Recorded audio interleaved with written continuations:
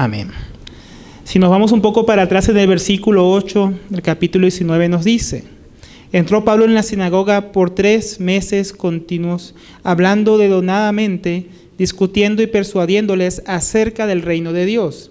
Pero cuando algunos se endurecieron y se volvieron desobedientes, hablando mal del camino ante la multitud, Pablo se apartó de ellos, llevándose a los discípulos, y discutía diariamente en la escuela de Tirano. Esto continuó por 2 años, de manera que todos los que vivían en Asia oyeron la palabra del Señor, tanto judíos como griegos. Esto que acabamos de leer es lo que estudiamos la vez pasada, los inicios del ministerio del apóstol Pablo en la ciudad de Efeso, que sería una de las ciudades principales de lo que sería Asia Menor. Ahí vimos que él predicó el evangelio en la sinagoga por 3 meses, apartó a los discípulos, es decir, aquellos que habían recibido la palabra de Dios, de aquellos que estaban rechazando la palabra, y comenzó un ministerio de enseñanza prolongado en la escuela de Tirano que duró por 2 años. Por medio de este ministerio, la palabra llegó, dice, a toda Asia. Fueran judíos o fueran griegos, estaban llegando a sus oídos la palabra de Dios. Ahora, la palabra llegó a todos, sí, pero fue única que todos creyeron, que no es lo mismo, sino que todos escucharon.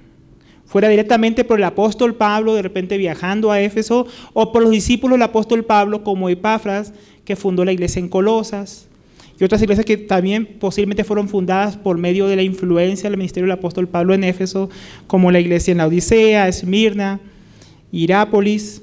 Pero el asunto, mis hermanos, no acababa aquí, porque como hoy vamos a ver, mis hermanos, no solamente el ministerio de Pablo tuvo un alcance, sino una profundidad, como debe tenerlo todo ministerio que es genuino y está respaldado por el poder de Dios.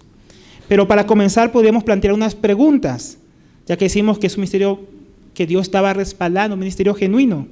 ¿Cómo sabemos que era un ministerio genuino? ¿Será solamente por los milagros que vamos a ver hoy en el pasaje? ¿Será por la predicación o la enseñanza? ¿O porque había mucha gente congregándose? Y lo mismo podríamos hacer la pregunta el día de hoy. Cuando vemos un ministerio, ¿es porque hay mucha gente? ¿Es por lo que se enseña? ¿Es porque ocurren milagros? ¿Cuál debería ser nuestra medida? O más bien, ¿qué medida nos da Dios para conocer o reconocer su obra? Porque, mis hermanos, en el mundo religioso que vivimos hoy en día, hay muchos que dicen que sirven a Dios. Dicen que vienen de parte de Él, dicen que están haciendo la obra del Señor. Aquí afuera ahora hay un grupo de personas parados, ¿no? Que dicen que también conocen a Jesús. ¿Cómo sabemos si ellos realmente conocen al Señor o no? ¿Y qué, mis hermanos, podemos aprender del pasaje que vamos a estudiar hoy para poder aprender a discernir cuál fue una obra genuina que Dios realmente respalda de una obra que es una falsificación, donde hay falsos maestros y falsos profetas? Es un tema importante porque cuando aprendemos a conocer lo verdadero, nos va a ser mucho más fácil reconocer lo que es falso. Estamos comenzando a ver cómo Dios respaldaba su obra en Éfeso. Ahí en el versículo 11 dice: y Dios hacía milagros extraordinarios por mano de Pablo. Lo primero, mis hermanos, que dice es que Dios obraba milagros extraordinarios. Eso puede sonar muy redundante porque un milagro es algo extraordinario, no es algo común. Definición otra forma de decirlo podría ser acontecimientos fuera de lo comúnmente esperado, porque un milagro resulta en situaciones o acciones que uno no espera en un ambiente natural, o también podríamos decir que no se explican dentro de los parámetros ordinarios del diario vivir, por eso son extraordinarios. Entre estos milagros, como se nos dice el siguiente verso, habían sanidades, expulsiones de espíritus malignos y diversas clases de milagros y señales que ocurrían. Ahora, lo primero que vemos también en el versículo 11 es quién hacía los milagros. Vemos que eran extraordinarios, dice, y Dios, es muy importante eso, Dios hacía los milagros por mano de Pablo. Entonces, ¿quién hacía los milagros? Dios. Vemos que Lucas no idolatraba a Pablo ni quería exaltar al hombre. Él reconocía, igual que el apóstol Pablo, que quien realmente obra los milagros es Dios y no el hombre. No era un poder que Pablo poseyera, no era algo que intrínsecamente era suyo o le pertenecía a él, era de Dios. Y eso es importante, mis hermanos, porque un ministerio que sea genuino, un genuino obrar de Dios, va a darle la gloria a Él. en lugar de buscar la gloria de los hombres. El mismo Señor Jesucristo dijo acerca de ese tema en Juan 7:18, se los voy a leer. El que habla de sí mismo busca su propia gloria, pero el que busca la gloria del que le envió, este es el verdadero y en él no hay injusticia. El mismo Señor Jesús decía que aquellos que buscan su propia gloria no vienen de parte de él, ni buscan la gloria de Dios, sino la suya propia. Pero alguien que Dios realmente envía, vamos a poderlo reconocer porque está buscando la gloria del que lo envió, la gloria de Dios. Mientras que un falso ministerio o falso obrar de Dios busca exaltarse a sí mismo. Dirían, por ejemplo, había estado escrito, el pastor, como dicen en muchos lugares, hace sanidades y milagros, es que el hermano tiene el don de sanidad, él es el que hace las sanidades. O tal siervo hace tremendas señales, o tal sanó y expulsó demonios. O, por ejemplo, podemos aplicarlo no solamente a los líderes, también al pueblo de Dios que dice, yo decreto, yo digo, yo declaro. Entonces son ellos. Y no es Dios el que supuestamente está obrando. Eso no es más que buscar la gloria de los hombres, porque yo, él, en vez de Dios, como vemos aquí en estos versos. Pero eso no nos puede llevar a desconocer que Dios usa seres humanos como canales para llevar a cabo sus obras. Dios usa a Moisés, por su mano abrió el mar rojo, pero ¿quién abrió el mar rojo? Dios, no Moisés. Moisés no pudo llevar a cabo ninguna de las 10 plagas. Él solo obedecía a Dios y Dios hacía su obra. Pero usaba un instrumento para que sea notorio que tenía su apoyo y su respaldo. Y es lo mismo que vemos aquí. Dios hacía milagros extraordinarios por mano de Pablo. Lo hacía por medio de su siervo, por medio del apóstol Pablo, no lo hacía mágicamente. Si eso sucedía sin que nadie estuviera ahí mediando, ningún siervo, hubieran dicho, tal vez fue Zeus, tal vez fue otro dios, fue Afrodita. Pero aquí nadie podía tener dudas que era el Dios vivo, el Dios verdadero, el Dios de Israel, porque era por manos de su siervo. En este caso, del apóstol Pablo, que Dios lo hacía de esta manera para respaldar el mensaje del evangelio que le estaba predicando ahí en la escuela de Tirano, para respaldar el ministerio de enseñanza que estaba siendo llevado a cabo. Y de esta manera, mis hermanos, Dios validaba a su siervo y manifestaba que él era quien envió a Pablo, que Pablo nos había enviado a sí mismo y que él era el que estaba detrás de ese ministerio. Y eso era muy importante, porque Dios también, como hemos venido viendo en Hechos de los Apóstoles, Dios ya lo había hecho con los apóstoles en Jerusalén. Por citar un solo ejemplo, Hechos 5:12 dice, por mano de los apóstoles, o sea, no es que ellos lo hacían, era por mano, Dios lo hacía por mano de los apóstoles, se realizaban muchas señales y prodigios entre el pueblo. De esta manera Dios dejaba claro que el apóstol Pablo era tan apóstol como los apóstoles de Jerusalén. Que no queda ninguna duda, que nadie puede decir, no, aquí en Éfeso nos predicó alguien que no era un apóstol. Que alguien en el futuro, porque ya hemos visto que donde iba Pablo, detrás de él llegaban enemigos a desacreditar el trabajo que él hacía, fueran judaizantes o fueran judíos que querían callar o censurar a los creyentes, siempre habían adversarios. Pero era muy importante, como el apóstol Pablo también dice a los Corintios en 2 Corintios 12, versículo 12. Entre vosotros se operaron las señales de un verdadero apóstol, con toda perseverancia, por medio de señales, prodigios y milagros. O sea que vemos que en esta ciudad para Dios era muy importante respaldar su obra, el trabajo que le está haciendo a través del apóstol Pablo por medio de prodigios y señales, como también lo hizo el tiempo que el apóstol Pablo estuvo en Corinto. Entonces Dios respalda su obra por medio de señales. Y aquí tenemos un ejemplo, versículo 12, ahí en Hechos 19. Hechos 19, 12. De tal manera, o sea, de esta manera, aquí muestra un ejemplo, que incluso llevaban pañuelos o delantales de su cuerpo a los enfermos, y las enfermedades los dejaban, y los malos espíritus se iban de ellos. Entonces Lucas pone un ejemplo de múltiples milagros, no es que estos eran los únicos milagros que ocurrían, sino de tantos milagros extraordinarios. Él quería dar un ejemplo de lo que era algo extraordinario, para que el lector tuviera una idea. La sanidad de personas que llevaban algún pañuelo o delantal de Pablo, tal vez el que había usado para limpiar su sudor, porque a veces él también trabajaba durante el día haciendo carpas, etcétera, y tal vez hay personas recogían, ay, mira, el apóstol Pablo dejó el pañuelo con el que se limpió mientras hacía una carpa. Entonces alguno lo agarraba. Este verso, mis hermanos, suele torcerse muchas veces en nuestros días por falsos apóstoles, falsos profetas, falsos maestros, que quieren imitar este hecho como si fuera una fórmula, un parámetro o un principio espiritual que nos autoriza a hacer lo mismo. Entonces el apóstol o el profeta agarra el pañuelo, se limpia el sudor y ahí dice, ¿quién quiere? Porque aquí está el poder de Dios. Y no todos ahí se lanzan. Pero tienen que pactar $1,000. Y ahí no pasan todos, pero alguno pasa. Y así pasan nuestros días. Es más, si nos fijamos, el texto no dice que Pablo lo promoviera o que él vendiera sus pañuelos. El historiador Justo González dice que posiblemente algunas personas tomaban estos pañuelos o estos delantales sin permiso del apóstol Pablo hasta para comercializarlos. O sea que en nuestros días la cosa no ha cambiado mucho. Usted entra a ciertas páginas de ciertos supuestos apóstoles y encuentra sus objetos personales a la venta, con la supuesta unción o los cuadros que pintan de ángeles para que te lleven los ángeles para su casa. Entonces eso pasaba en aquellos días y también en los nuestros.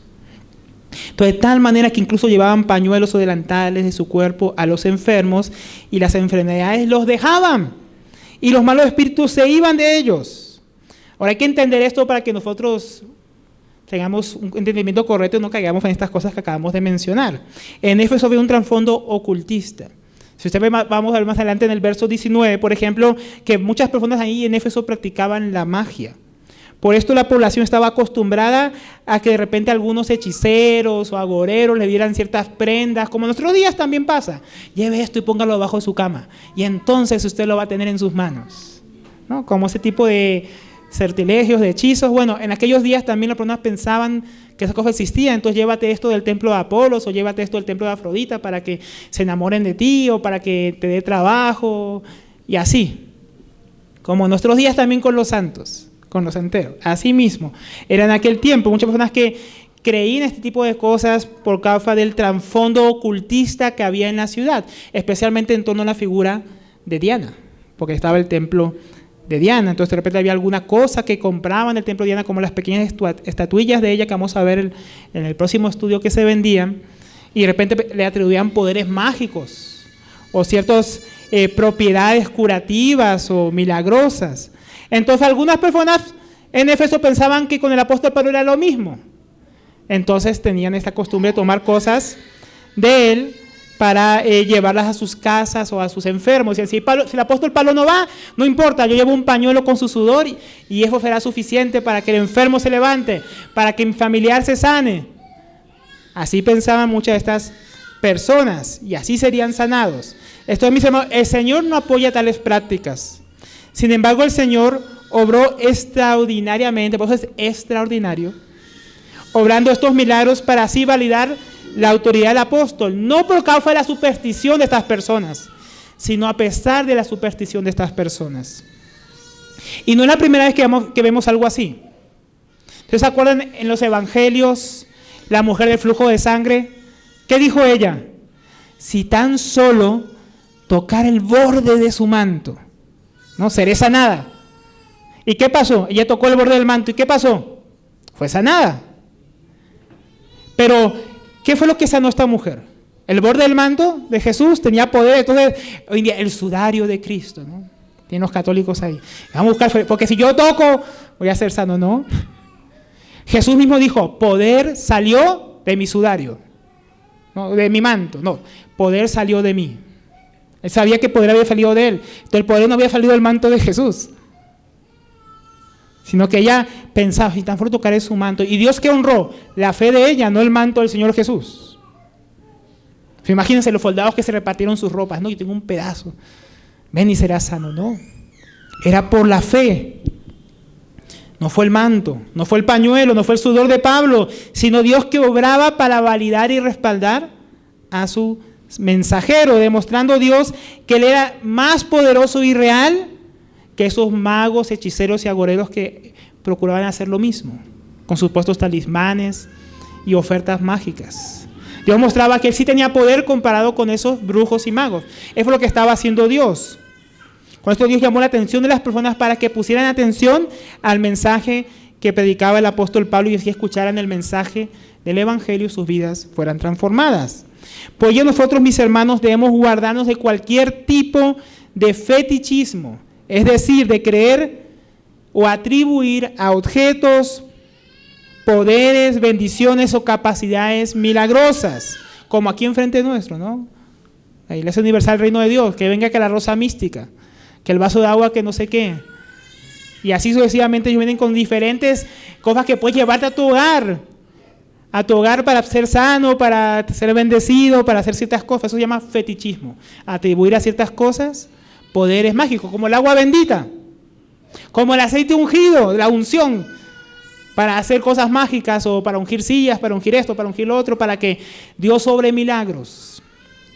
Incluso aunque la Biblia diga que los ancianos tienen que ungir a los enfermos con aceite, ¿qué dice? La oración, no dice el aceite, ¿no?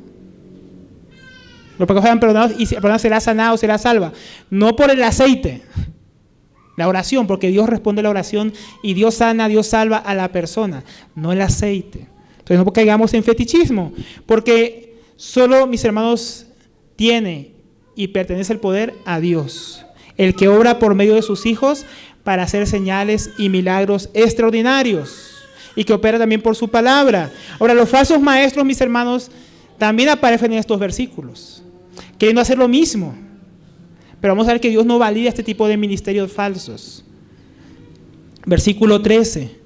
Pero también algunos de los judíos, exorcistas ambulantes, trataron de invocar el nombre del Señor Jesús sobre los que tenían espíritus malos, diciendo: os ordeno por Jesús, a quien Pablo predica. Algunas traducciones dicen: os conjuro por el nombre de Jesús. Yo estoy usando la Biblia de las Américas, por eso varía un poco con la Reina Valera. Pero ahí me siguen, ¿no? Entonces, ¿quién eran esos judíos exorcistas?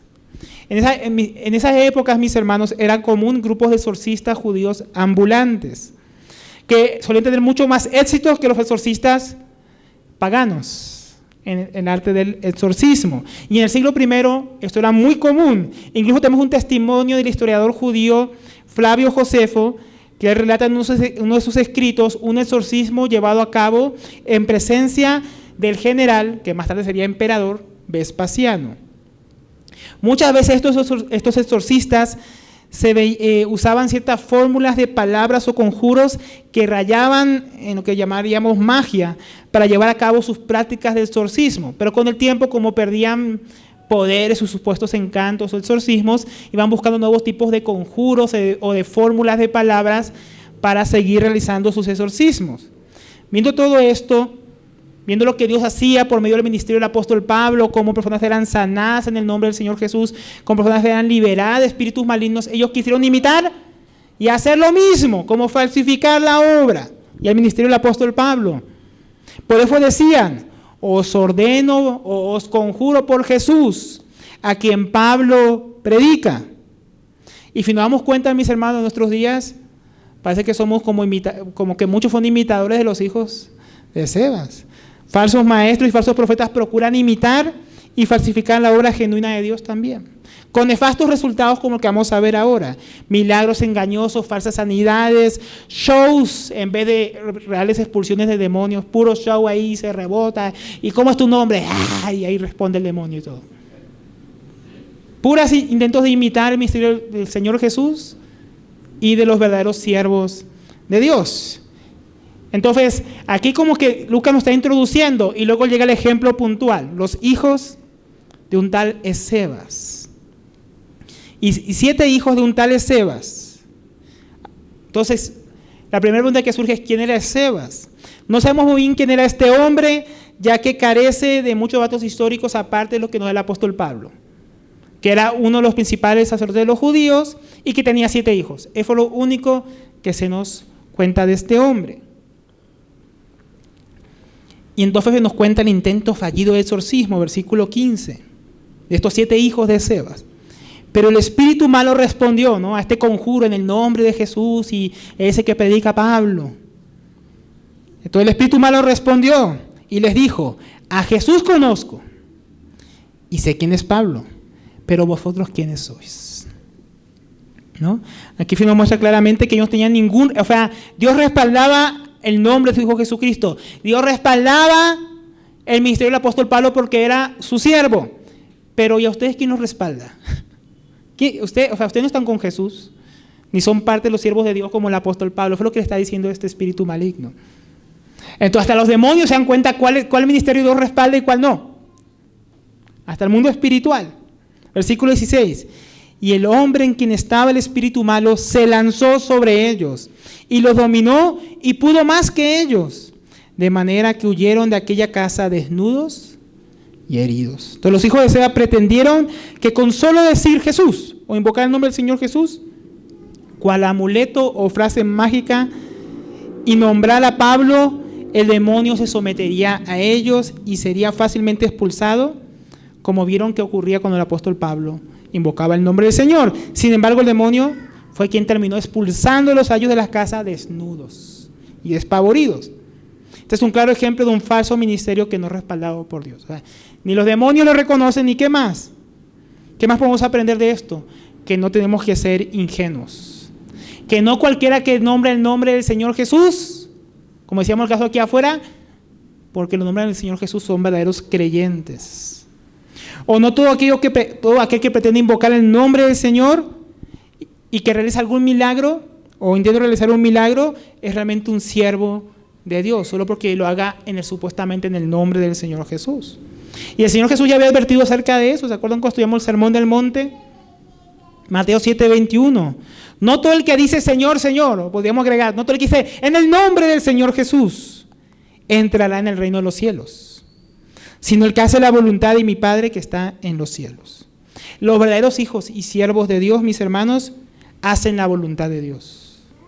Y por eso Dios respalda el trabajo de ellos. No los que simplemente nombran con sus labios. Nosotros mismos, mis hermanos, aquí alrededor estamos rodeados de varios grupos, ¿no?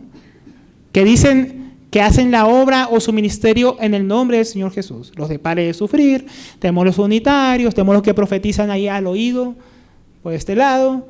Aquí enfrente tenemos parados los testigos de nadie. Entonces tenemos de todos. Y todos, si tú hablas con ellos, dicen que son cristianos. Y todos te van a decir que están haciendo la obra que el Señor Jesús encomendó a hacer a los hijos de Dios. Pero no podemos ser ingenuos, porque no son creyentes genuinos, ni genuinos siervos del Señor. Pero la siguiente, si seguimos leyendo ese verso de Mateo 7, el versículo 22, lo que dice es mucho más aterrador. Muchos me dirán en aquel día, Señor, Señor Jesús, vamos a agregar, ¿no profetizamos en tu nombre, en el nombre del Señor Jesús? Como aquí. ¿O en tu nombre echamos fuera demonios? Como estos exorcistas hijos de Sebas, que lo intentaron. Y en tu nombre hicimos muchos milagros, podemos agregar, milagros extraordinarios, ¿no? Y entonces les declararé, jamás os conocí. El Señor Jesús no los conoce. Él no los estaba respaldando. Él no estaba con ellos. Apartados de mí. ¿Por qué? Porque Dios no los respaldaba. Porque no eran ministerios genuinos. Apartados de mí, los que practicáis la iniquidad. Bueno, pero entonces uno pregunta, antes de ver eso aparte de la iniquidad, uno podría preguntar, pero ¿cómo es posible? Se nos dice que algunos falsos maestros y falsos profetas dirán aquel día, efectivamente profetizamos en tu nombre, efectivamente logramos expulsar demonios, efectivamente hicimos milagros. O sea, como que esto no como que fue los hijos de Seba, que vemos que aquí fue un fracaso rotundo, sino que supuestamente tuvieron éxito en profetizar, en sanidades, milagros, ¿no? Profecías, expulsiones de demonios. Cuando estudiamos segunda de los Tesalonicenses, ahí está muy claro por qué. El apóstol Pablo nos responde. Segunda Tesalonicenses, capítulo 2, versículo 11. Por esto Dios envía un poder engañoso para que crean en la mentira, a fin de que sean juzgados todos los que no creyeron en la verdad, sino que se complacieron en la iniquidad. Apartados de mí, aquellos que practicáis la iniquidad. O sea, aquellos que practican la iniquidad, se les envía un poder engañoso. Que aman, que practican la iniquidad, que no aman la verdad. Ellos fueron entregados para ser engañados por falsos profetas, para que se alejen del Señor, porque no aman ni practican la verdad, sino que aman y practican la iniquidad, es decir, la maldad, el mal. Por ello no creamos a cualquiera que dice, en el nombre de Jesús, sé sano, recibe, sé libre, solo porque nombra al Señor Jesús. Incluso si supuestamente, como acabamos de ver, el milagro funciona. Porque como decía Martín Lutero, cualquier enseñanza que no cuadre con las Escrituras debe ser desechada, aunque haga llover milagros todos los días. Debe ser desechada. También nosotros como creyentes no tengamos, mis hermanos, el nombre del Señor Jesús como un amuleto. O sea, tampoco nosotros hagamos eso como cristianos. O como una palabra mágica que decimos en lugar de abracadabra. Pero como soy cristiano, digo en el nombre de Jesús. Nosotros no hemos que practicar este tipo de cosas, mis hermanos. Porque muchos de nuestros días dicen, es que hay poder en el nombre del Señor Jesús. Con solo mencionar los demonios huyen. Ya vimos que no. Si con solo mencionar los demonios huyen, ¿por qué no huyeron cuando lo mencionaron los hijos de Seba? ¿No?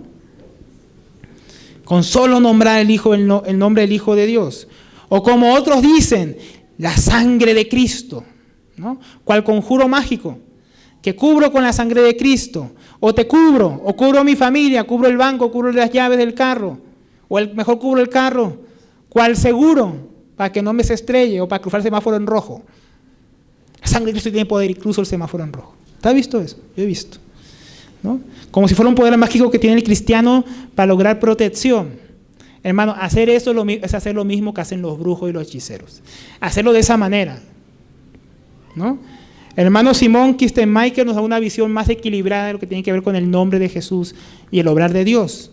Nos dice, los apóstoles sanaban a la gente en el nombre de Jesús, no como practicantes de magia, sino para demostrar la autoridad de Jesús. El término nombre se refiere a la persona, palabras y obras de Jesús. Por eso cualquiera que use este nombre se identifica completamente con el poseedor del mismo y llega a ser su verdadero representante. Por lo tanto, los incrédulos jamás podrán usar el poder del nombre de Jesús. Y tampoco un cristiano que quiera ser como de hechicero. Porque tiene que ver con identificarnos con sus palabras, con su obra, con su persona. Es una identificación con el Señor Jesús. No es simplemente mencionar su nombre mientras yo vivo una vida contraria al Señor Jesús. No conociéndole o siendo cristiano y poniendo más la fe en las cosas o las palabras que en la persona, obra y palabras del Señor Jesús. Entonces, a eso tenemos que llegar, mis hermanos. Por eso el apóstol Pablo era respaldado, porque él como siervo se identificaba con su maestro y vivía una vida que lo agradaba a él, hablando sus palabras, haciendo su voluntad y predicando su obra. Por eso Dios obraba tremendos milagros extraordinarios por medio de su ministerio, por medio de su mano, por su identificación con Cristo. Porque unas palabras, mis hermanos, si lo digas en hebreo, lo digas en griego, no tiene poder. Si no tienes una vida que se identifique con tu maestro. Un verdadero ministerio es un ministerio que se identifica con las palabras, la obra y la persona del Señor Jesucristo. Y no que lo contradice. No que dice que es un ángel porque va a atacar su persona. No que ataca sus palabras, que la Biblia no es toda inspirada por Dios. No que ataca su obra en la cruz diciendo que hay que añadirle obras al Evangelio. Eso Dios no lo va a respaldar, mis hermanos. Es un falso ministerio. Por eso cuando oramos, mis hermanos, ¿qué decimos nosotros cuando finalizamos una oración? Y te pedimos esto, Padre, en el nombre del Señor Jesús. ¿Por qué? Porque Jesús dijo que oráramos, que pidiéramos en su nombre. ¿Por qué? Porque reconocemos que cuando nos dirigimos a Dios en oración, no lo estamos haciendo en virtud de mi persona, de quién soy yo, o en virtudes, de mis logros, o de mis obras, porque yo fui tan bueno que Dios me va a escuchar cuando yo ore. Entonces en mi nombre, Señor, te pido. No, oramos en el nombre del Señor Jesús porque cuando oramos a Dios, al Padre, reconocemos que es por medio de la persona, por medio de la obra, por medio de las virtudes de Jesucristo que el Padre nos oye, si oramos conforme a su voluntad. Por eso decimos en el nombre del Señor Jesús, porque nos estamos identificando con Él y reconocemos que solamente por medio de Él es que tenemos acceso al Padre. De esa misma manera, mis hermanos, el nombre de nuestro Señor no es para ser usado de manera mecánica, como si simplemente pronunciarlo fuera a producir la sanidad o liberación, ¿no? Si actuar en su nombre es representarle, identificarse con Él, entonces debemos estar sujetos a Él, sujetos a su palabra, sujetos al Espíritu Santo para que gocemos respaldo y autoridad cuando actuemos o digamos que actuamos en su nombre. Si no, seremos avergonzados como los hijos de Seba y Dios nos va a respaldar. Ellos fueron avergonzados. Sin embargo, como vamos a ver, el nombre de Dios sí fue exaltado. Dios no fue avergonzado. Versículo 17.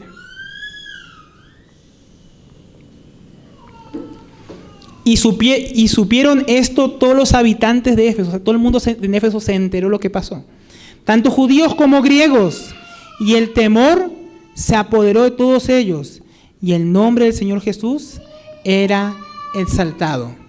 Entonces, lo primero que nos dice es que el temor de Dios se apoderó de ellos.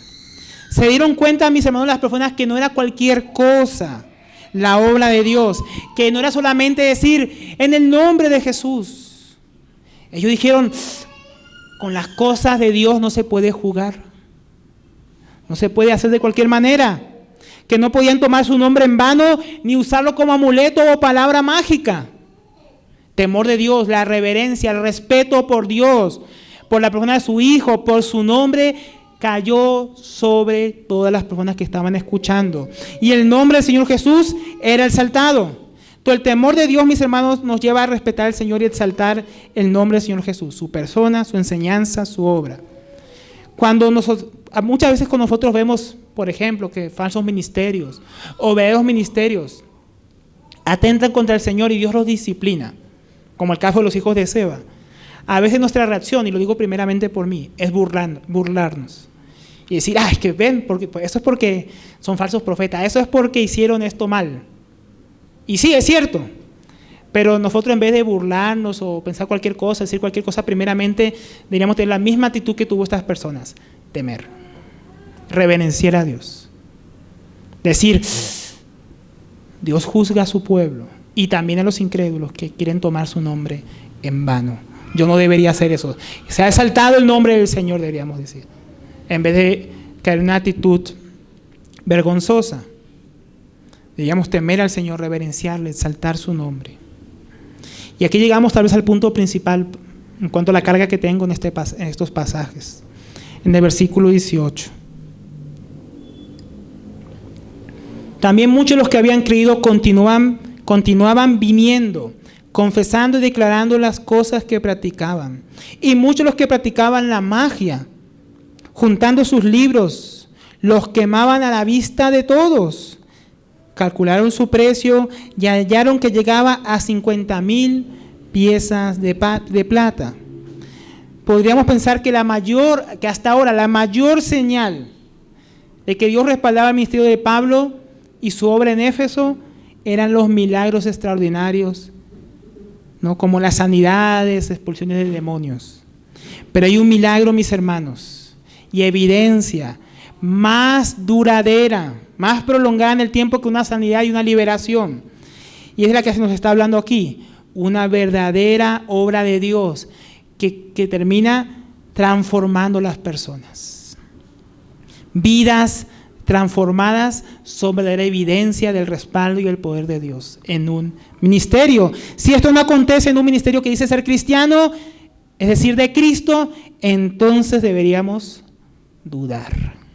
Los falsos maestros y falsos profetas suelen producir personas muy semejantes a ellos. Por ejemplo, ¿quiénes son los que más siguen a los de la prosperidad? Pues aquellos a los que se les promete, si das 100, Dios te va a multiplicar por 10. Ven y pacta para que tengas tu milagro. Ven y recibe la bendición de Dios. Así como son sus pastores de avaros y de amantes del dinero, así se vuelven aquellos que les siguen, que aman ese tipo de falsa enseñanza. Tal el pastor, podríamos decir, tal las cabras, en este caso. No serían ovejas, sino cabras. Como sus líderes. ¿No? Pero un ministerio genuino, mis hermanos, que goza del respaldo divino, produce transformación, vidas cambiadas, vidas que ya no son iguales. Y eso es lo que estamos viendo aquí. Primeramente vemos, por ejemplo, la fe que tenían estas personas ahora. También muchos de los que habían creído aquí. Yo a primera vista, cuando uno lee estos pasajes, yo pensé que está hablando de incrédulos, pero no, de los que habían creído. Aquí está hablando de creyentes. Continuaban viniendo. Lo que aquí explica la frase en griego es como que en las reuniones de la iglesia reunión tras reunión, más y más creyentes hacían lo siguiente: confesando y declarando las cosas que practicaban. Entonces, el primer cambio notorio en la vida es que pasaron de la incredulidad a la fe por medio de la palabra de Dios. Ahora eran creyentes, discípulos del Señor. Efesios 1:13 dice acerca de esta experiencia que ellos tuvieron: en Él también vosotros, después de escuchar el mensaje de la verdad. Recordemos que Pablo venía 2 años predicando en la escuela de Tirano. El evangelio de vuestra salvación, y habiendo creído, fuiste sellado en Él con el Espíritu Santo de la promesa, porque por gracia habéis sido salvados por medio de la fe, y esto no de vosotros, sino que es don de Dios. Entonces ellos habían creído en el mensaje que Pablo predicaba y que ellos veían que Dios estaba respaldando con su poder, con milagros, con sanidades, con expulsión de demonios. Ellos creyeron y ahora eran salvos, eran discípulos, hijos de Dios.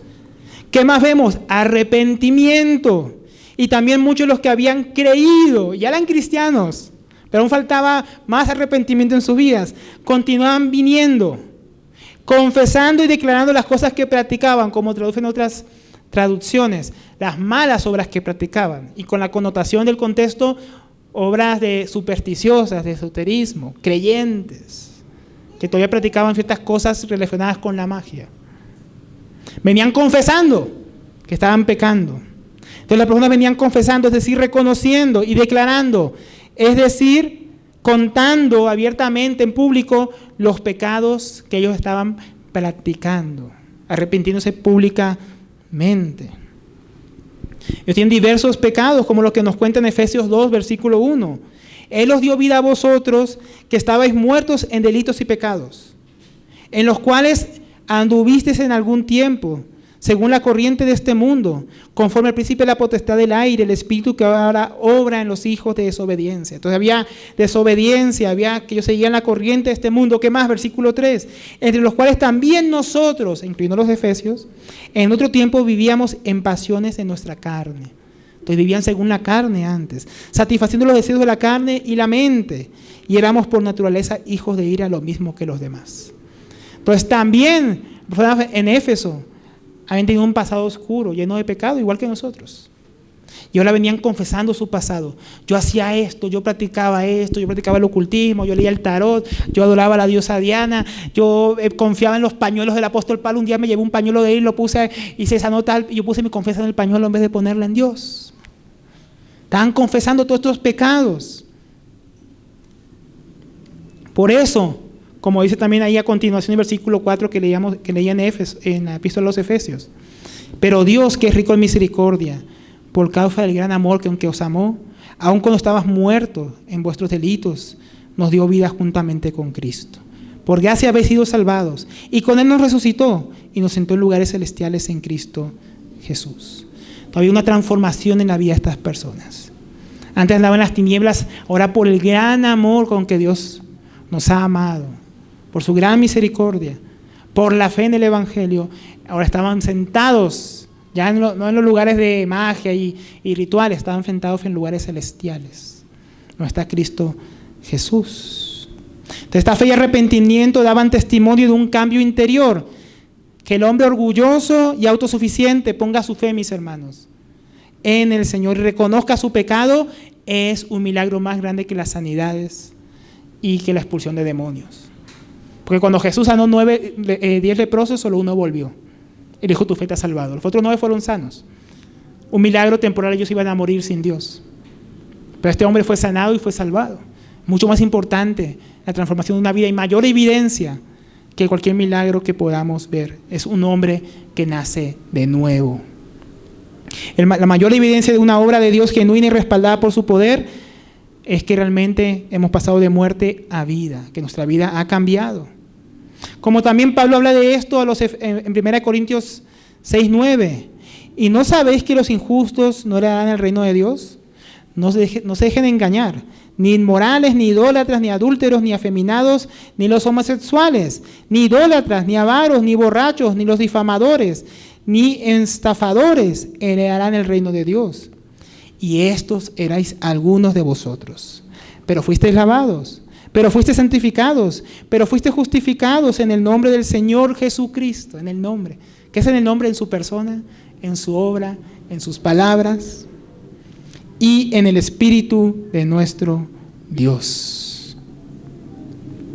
¿No?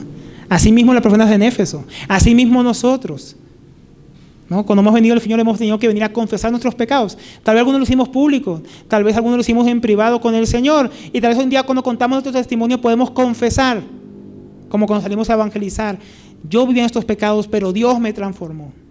Y esto es lo que estaba pasando en Éfeso, y nos muestra una obra genuina de Dios, vidas transformadas. ¿Qué más vemos? Que reconocían la superioridad del Evangelio y el poder de Dios por encima de sus antiguas falsas creencias. En el versículo 19 lo vemos. Y muchos, y esos muchos fueron los mismos creyentes, sigue el mismo contexto, y muchos incrédulos, o aparte de los creyentes, no, estos muchos siguen diciendo de los creyentes que confesaban sus pecados. Y muchos los que practicaban la magia, juntando sus libros, los quemaban a la vista de todos. Entonces muchos de estos creyentes o nuevos creyentes en Cristo en la ciudad de Éfeso practicaban todavía ocultismo y supuesta magia, como lo de tomar el pañuelo de Pablo, ¿no?, para llevarlo a los enfermos, no solo de esas prácticas.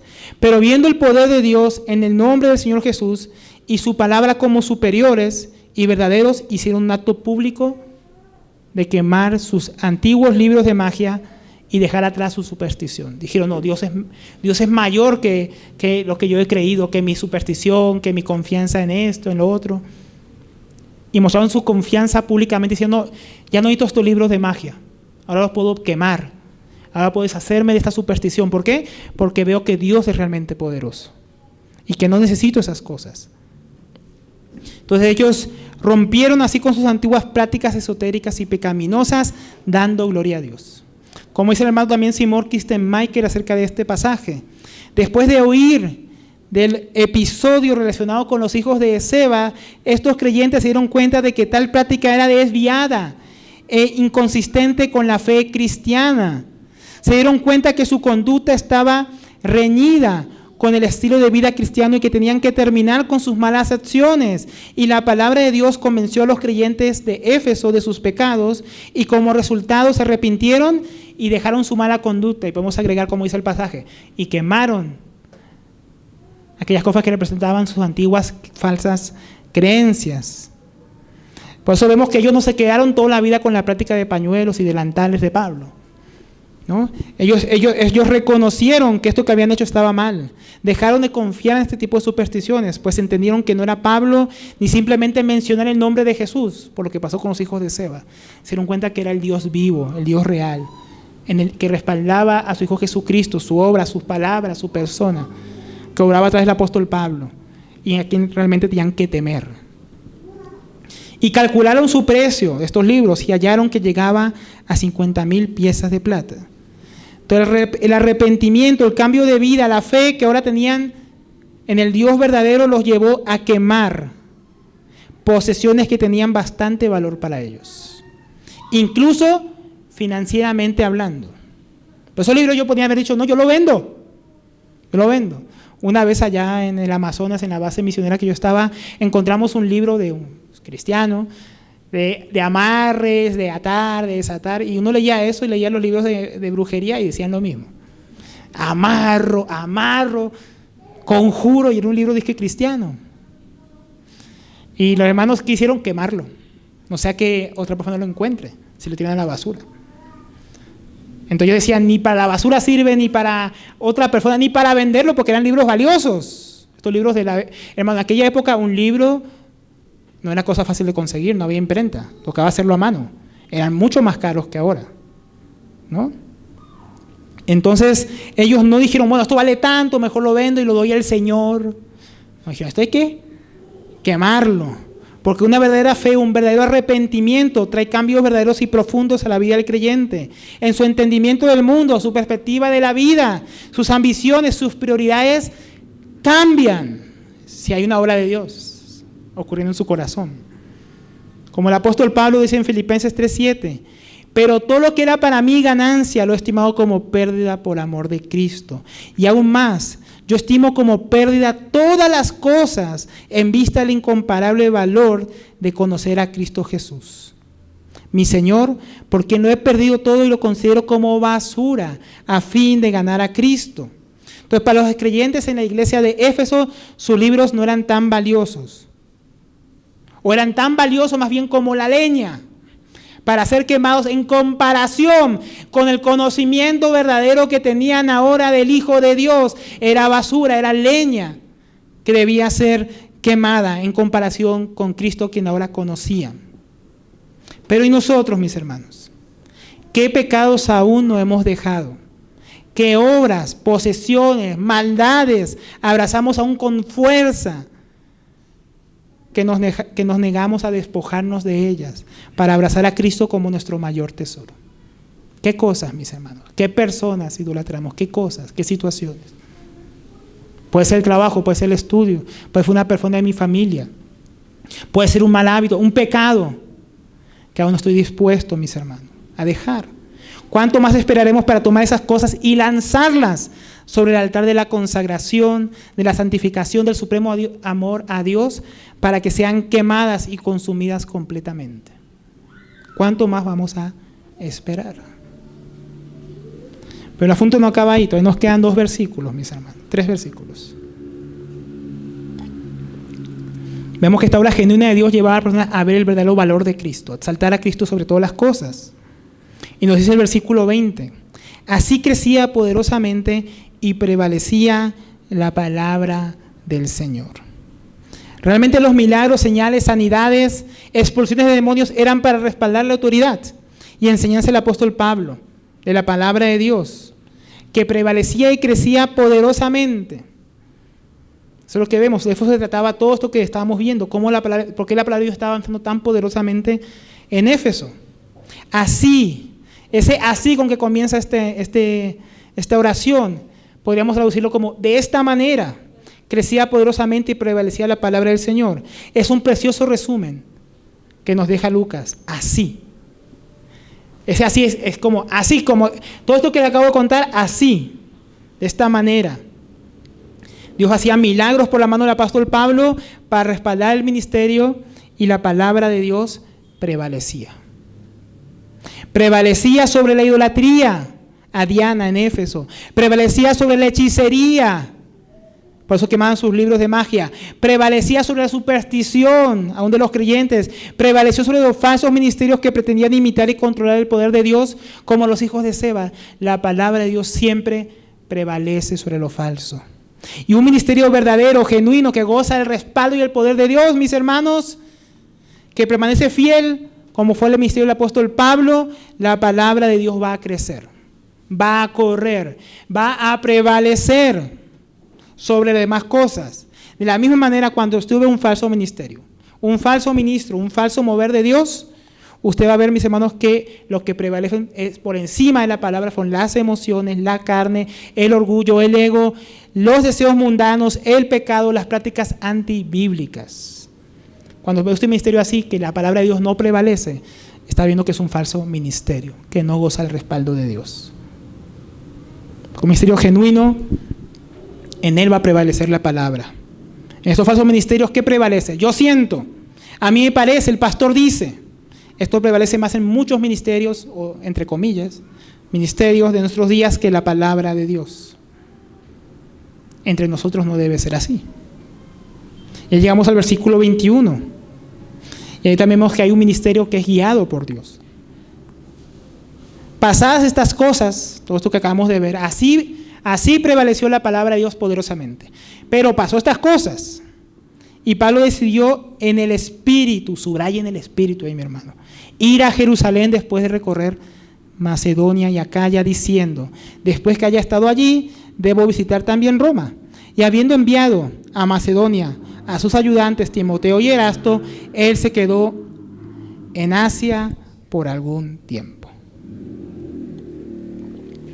El relato de Lucas en esta sección nos está mostrando el clímax del ministerio del apóstol Pablo.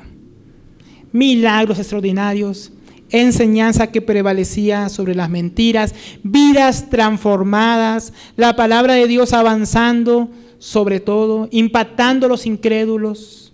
Y ahora en estos últimos versos vemos a Pablo tomando una decisión muy importante de cómo iba a continuar su ministerio, su servicio a Dios. Y esta decisión nos dice que se tomó en el Espíritu. Y muy importante, en el Espíritu, no en la carne, no en su sentir. Es que yo siento ir a Jerusalén. Ahora que estoy aquí en la gloria, que todo va súper bien en Éfeso. No, en el Espíritu. Pasadas estas cosas, Pablo decidió en el Espíritu ir a Jerusalén. La decisión, mis hermanos, era la de visitar algunas iglesias, como nos dice aquí. Recorrer Macedonia, Acaya, diciendo después que haya estado allí, debo visitar también Roma. La idea era ir a Jerusalén, por el camino visitar algunas iglesias y después también me es necesario ir a Roma. Y esta decisión, mis hermanos, que estaba tomando Pablo en el Espíritu, le iba a acarrear persecución, cárcel, naufragio, encarcelamiento domiciliario y un juicio en Roma. Entonces no era cualquier decisión la que estaba tomando. Era una decisión con tremendas consecuencias y dificultades. Un ministerio genuino, mis hermanos, está marcado por la disposición a obedecer a Dios en el Espíritu, aun cuando la obediencia traiga grandes dificultades y peligros. Por eso es que el apóstol Pablo no podía tomar esta decisión en la carne, en sus emociones, porque en sus emociones o en la carne, ¿quién va a tomar una decisión así? Ir a sufrir. No, que si tú sabes que tú vas, te van a apresar. No, el apóstol Pablo llega más adelante a Cesarea y viene a Gabo, lo ata con su cinturón, ata sus manos y dice, así van a atar al hombre que es dueño de este cinturón. Pablo, no vayas. No, yo voy. Nadie pudo convencerlo de lo contrario. Él había tomado una decisión en el Espíritu. Y él realmente, mis hermanos, era un ministro genuino, que estaba marcado por esa disposición a obedecer a Dios, por encima de cualquier consecuencia. Y nuestro mismo Señor le dio ejemplo a él también a nosotros, nuestro Señor Jesucristo. Lucas también registra esto del Señor Jesús. Lucas 9:51. Nos dice Lucas, y sucedió que cuando se cumplían los días de su ascensión, cuando iba a ser recibido arriba, dicen algunas traducciones, él con determinación afirmó su rostro para ir a Jerusalén. Él iba para Jerusalén, mis hermanos, para hacer la voluntad de Dios. Y la voluntad de Dios, ¿qué le esperaba? Le esperaba una cruz. Le esperaba una traición. Le esperaban los latigazos de los romanos. Lo esperaba humillación. Le esperaba morir en nuestro lugar, ¿no? Pero eso nos traería salvación, perdón, reconciliación. Como dice el autor de los Hebreos, él menospreció lo oprobio por el gozo que estaba delante de él. A Pablo le esperaban también grandes tribulaciones delante, pero en el Espíritu tomó la decisión de ir a Jerusalén y así llegaría como embajador en cadenas a Roma para enseñar allá la palabra de Dios. Aquellos que se sirven a sí mismos y no a Dios no están dispuestos a tomar decisiones en el Espíritu, pues la toman en la carne, decisiones para evitarse incomodidades, sufrimientos, pérdidas, dificultades. Así son los falsos ministros. Usted los va a reconocer. Por sus frutos los conoceréis. Pero ¿y nosotros qué, mis hermanos? ¿Qué manera o en qué manera nuestro servicio a Dios muestra esta disposición? A sufrir por Él, a estar dispuesto a tomar decisiones en el Espíritu. Decisiones de obedecer a Dios, de servir a Dios, de dar a Dios, de darme a Dios. Tomaremos decisiones en el Espíritu para que el poder de Dios repose y se manifieste en nosotros como sus siervos. O procuraremos la puerta ancha, el camino amplio y espacioso de los falsos profetas que prometen prosperidad y nuestra mejor vida en este mundo. ¿Qué vamos a hacer nosotros? ¿Seguiremos este ejemplo del Señor Jesús, del apóstol Pablo, o de los falsos profetas? Entonces, terminando, mis hermanos, como iglesia tenemos que tomar juntos una posición, porque aquí hemos hablado de muchas aplicaciones individuales, pero como el peso también que tenemos los hermanos, darle un sentido eclesiológico al estudio de hechos, es bueno que nos preguntemos como iglesia, viendo esto que vemos hoy aquí, ¿qué posición vamos a tomar? ¿O estamos con el Señor y por Él? ¿O estamos por nosotros mismos y nuestras ambiciones personales? No podemos estar en los dos lados al mismo tiempo. El día que dejemos de crecer como iglesia, o aquí los hermanos, dejen de crecer a la imagen de Cristo, algo está mal. Habremos cerrado el rumbo, habremos quedado desprovisto del respaldo de Dios. Cuando veamos que aquí la gente ya no cambia. El día que como iglesia prevalezca nuestra carne, filosofías y huecas sutilezas según los hombres, y no según la palabra de Dios, habremos quedado desprovistos del poder y del servir a Dios verdadero. Pero si estamos con el Señor y por Él, por su causa, por su reino, entonces su poder, su respaldo, su palabra obrará evidente y poderosamente en medio de nosotros. Si algo debe marcarnos como iglesia local, mis hermanos, aquí los que nos congregamos y servimos aquí, es vidas transformadas, que continúan transformándose de gloria en gloria con el pasar del tiempo. Que eso nunca deje de pasar entre nosotros, mis hermanos. Que nunca dejemos de contar con el respaldo y el poder de Dios transformando nuestras vidas y obrando poderosamente para que su palabra prevalezca sobre todo. Que el Señor ponga esta carga en nosotros, en nuestros corazones, por medio de su palabra. Oremos, mis hermanos.